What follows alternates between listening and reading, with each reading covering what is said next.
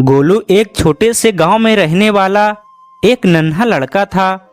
वह बहुत होशियार और समझदार था, लेकिन उसे एक बुरी आदत थी। वह बहुत आलसी था। गोलू का आलस उसकी पढ़ाई, खेल और रोजमर्रा के कामों में भी झलकता था। उसकी माँ अक्सर उसे समझाती थी कि आलस की वजह से उसके जीवन में बहुत परेशानियां आ सकती हैं, लेकिन गोलू की आदत नहीं बदल रही थी। एक दिन गांव में एक बड़ा मेला लगा। गोलू के सभी दोस्त मेले में जाने की तैयारी कर रहे थे और उसने भी जाने का फैसला किया। लेकिन मेले में जाने के लिए गांव के समीप स्थित एक बड़े पहाड़ को पार करना पड़ता था। गोलू ने आलस के कारण सोचा कि सुबह जल्दी उठकर जाने के बजाय वह थोड़ी देर और सो लेगा। जब वह उठा तो दोपहर हो चुकी थी। उसके सारे दोस्त पहले ही मेला पहुंच चुके थे। गोलू ने जल्दबाजी में तैयार होकर पहाड़ की ओर दौड़ लगाई।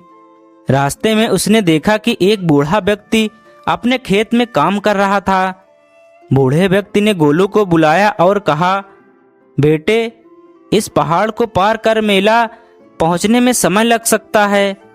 अगर तुम धीमी गति से चलोगे तो तुम्हें रास्ते में कठिनाई नहीं होगी। लेकिन गोलू ने बूढ़े की बात नहीं मानी और तेजी से चलने लगा। पहाड़ पर चढ़ते चढ़ते उसे बहुत थकान महसूस हुई। थोड़ी देर बाद वह गिर गया और उसकी टांग में चोट आ गई। अब उसे और धीरे चलना पड़ा। जब वह मेला पहुंचा तो शाम हो चुकी थी और मेला खत्म हो रहा था।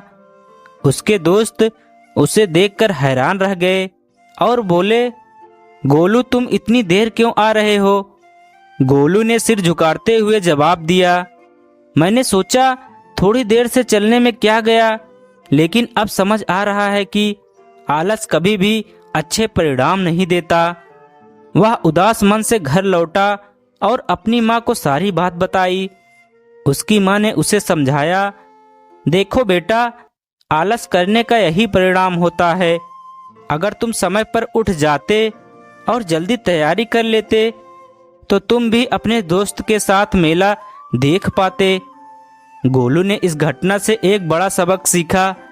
उसने कसम खाई कि वह अब से आलस नहीं करेगा और अपनी जिंदगी को अच्छे तरीके से जीने की कोशिश करेगा।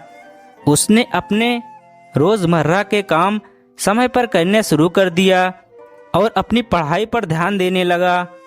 धीरे धीरे गोलू की यही आदत बनी और उसने अपनी मेहनत और सुधार से सबको प्रभावित कर दिया। गांव के सभी लोग उसकी तारीफ करते और वह अपने जीवन में सफल हुआ। दोस्तों, इस कहानी से यह संदेश मिलता है कि आलस से हमें सिर्फ नुकसान ही होता है। चाहे बड़े काम हो या छोटे, हर काम को समय पर और पूरी मेहनत से करना चाहिए। गोलू की तरह अगर हम भी अपने आलसी प्रवृत्ति को छोड़कर काम करें तो निश्चित ही हम अपने जीवन में सफलता को प्राप्त कर सकते हैं। धन्यवाद।